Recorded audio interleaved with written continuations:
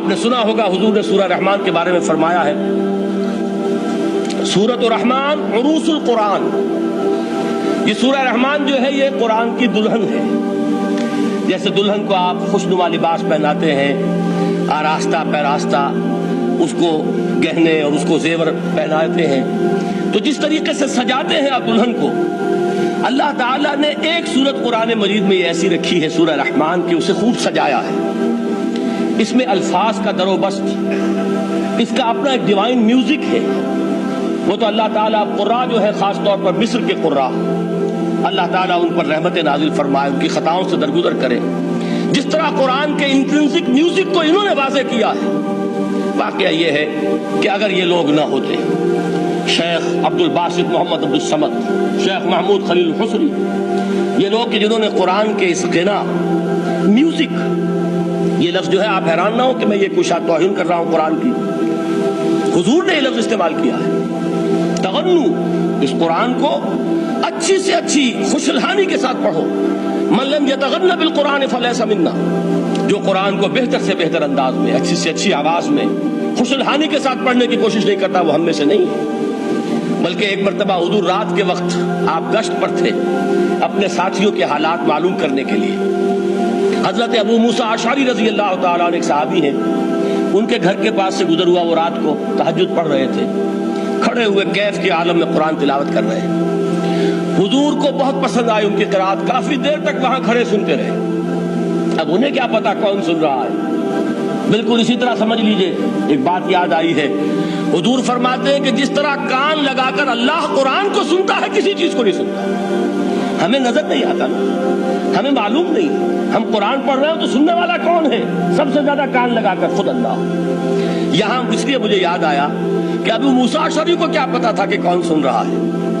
وہ اپنی کیفیت میں نماز میں تہجد میں قرآن کی تلاوت کر رہے تھے، اور ظاہر بات ہے ان کے گھر ایکڑوں میں بنے ہوئے نہیں تھے، ایک ایک کمرہ، ایک ایک کوئی حجرہ، ایسے ہی تو گھر تھے نا صحابہ کے، لہذا حضور پاس سے گزرے، آواز آئی، کافی دیر سنتے رہے۔ اس کے بعد آپ تشریف لے گئے، صبح فجر میں ملاقات ہوئی تو حضور نے تحسین کے انداز میں فرمایا، یا ابا موسیٰ انک قد اوتیت مزمارا من مزامیر آل داؤد، اے ابو موسیٰ تمہیں تو آل داؤد کے سازوں میں سے ایک ساز اللہ نے عطا فرما دیا ہے۔ جس طرح حضرت داؤد، لحن داؤدی مشہور ہے کہ جب وہ پچھلے پہر رات کو حمد کے ترانے الاپتے تھے، قرآن میں ہے کہ پرندے شامل ہو جاتے تھے ساتھ، اور پہاڑ وجد میں آتے تھے، پہاڑ بھی ان کے ساتھ شریک ہوتے تھے۔ تو جس طرح کا اللہ نے ان کو لحن عطا فرمایا تھا، حضور نے تحسین کے انداز میں فرمایا ہے ابو موسیٰ اشعری، اللہ نے تمہیں بھی آل داؤد کے سازوں میں سے ایک ساز عطا فرمایا۔ بہرحال قرآن مجید کا جو یہ میوزک ہے، قرآن کے الفاظ کا جو حسن ہے، جہاں تک حسن معنوی ہے وہ تو ہر لفظ میں ہے، لیکن یہ حسن ظاہری، حسن صوتی، حسن لفظی، یہ اپنے کلائمیکس پر آپ کو نظر آئے گا سورہ رحمان میں۔ لیکن قرآن میں یہ سورت اس اعتبار سے بھی ممتاز ہے، اس کی 4 آیات پر ذرا توجہ کریں گے، عجیب حقائق سامنے آئیں گے۔ جہاں یہ قرآن مجید کے حسن صوت اور حسن لفظی کی معراج ہے، وہیں اس کی پہلی 4 آیات میں 4 چوٹی کی چیزوں کا ذکر ہے، سب سے اونچی چیز ہے۔ پہلی آیت کیا ہے؟ الرحمن، ایک آیت ہو گئی۔ رحمان کیا ہے؟ اللہ کا نام ہے۔ کبھی آپ نے غور کیا اللہ کے ناموں میں سب سے پیارا نام کون سا ہوگا؟ رحمان۔ کیوں؟ اس کا مادہ کیا ہے؟ رحمت۔ ہمیں سب سے بڑھ کر جس چیز کی ضرورت ہے وہ کیا ہے؟ رحمت خدا بندی۔ نام اچھی طرح سن لیجئے اس حضور کے قول کو۔ حضور فرماتے کوئی شخص جنت میں مجرد اپنے عمل کی بنیاد پر داخل نہیں ہو سکے گا جب تک کہ رحمت خدا بندی دستگیری نہ کرے۔ کسی صحابی نے بڑی ہمت اور جرأت کا ثبوت دیا کہ پوچھ لیا، کیا حضور آپ بھی؟ جب آپ نے فرمایا کوئی شخص داخل نہیں ہو سکتا محض اپنے عمل کی بنیاد پر جب تک کہ رحمت خدا بندی جو ہے وہ دستگیری نہ فرمائے۔ پوچھا گیا کیا آپ بھی؟ آپ نے فرمایا ہاں میں بھی۔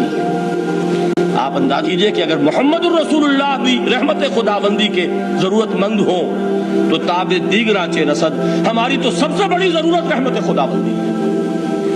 اب یہ رحمت جو ہے قرآن مجید میں اللہ تعالیٰ کی یہ شان 2 الفاظ کے ذریعے سے آتی ہے، رحیم اور رحمان، اور کوئی مادہ نہیں ہے جس سے 2 نام بنتے ہوں اللہ کے۔ یہ مادہ ہے वाहिद रहमत का कि जिससे रहमान भी है रहीम भी है।